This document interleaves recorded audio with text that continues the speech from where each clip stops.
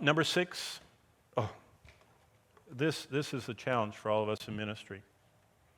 But the rest of mankind, verse 20. The rest of mankind that aren't killed by all those monsters, that aren't killed by the sun scorching them and the water being polluted and everything else has happened.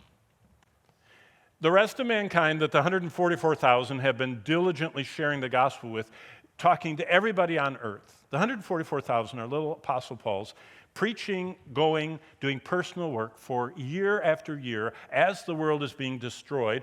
God is guarding them, and they're sharing the gospel and leading people to Christ consistently. But the rest of mankind, who were not killed by the plagues, did not repent. You want to know how hard people's hearts are? Sin is so much more powerful than we realize.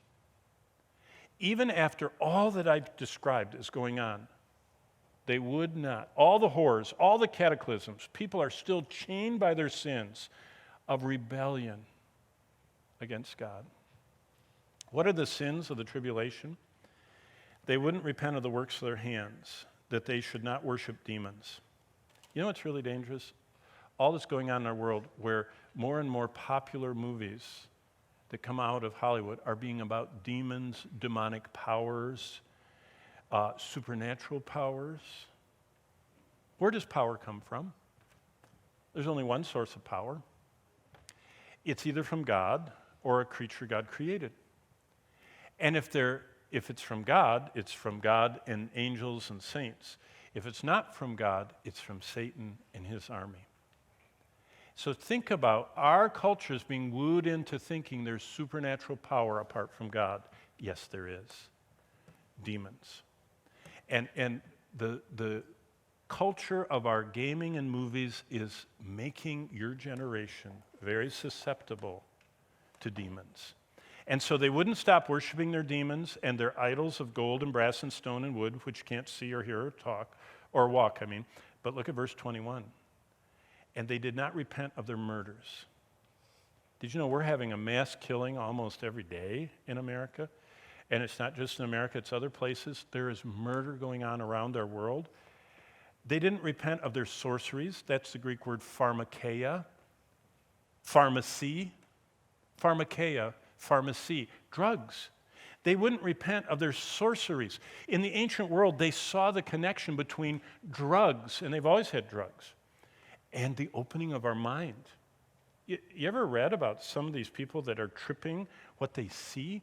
Some of them go crazy. You talk to people in mental institutions, and they'll be jabbering on about what they're seeing, and they see, and it's almost like they're seeing these demons.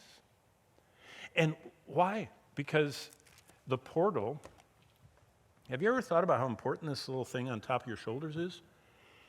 This is the physical world. This is the portal to the spiritual world. Here is where we communicate with God. This is where we understand His Word. This is where we hear His voice speaking through His Word. This is where He speaks to us. That's why Paul says, guard your mind, put on your helmet of self. Why is it helmet on the head? This is guarding the portal to the spirit world.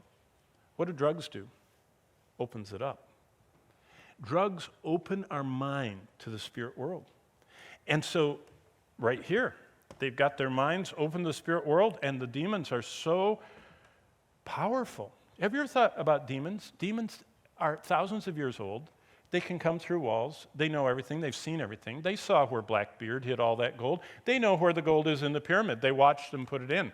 Demons are everywhere, and they know all languages, and they travel constantly. You talk about a life. They just have a life of travel, and they don't sleep or anything. They just see everything. They know everything. They listen.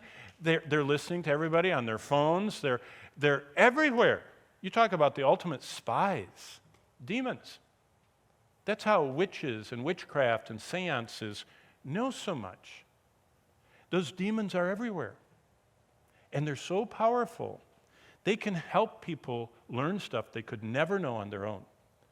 And they know, and they won't repent of worshiping those demons, because those demons are real, and they're helping them. Or, continuing in verse 21, their sexual immorality, or their thefts. So the characteristics of the end of the world is drug-induced, demon-worshiping, sexualized, murderous thieves. That's how powerful sin is.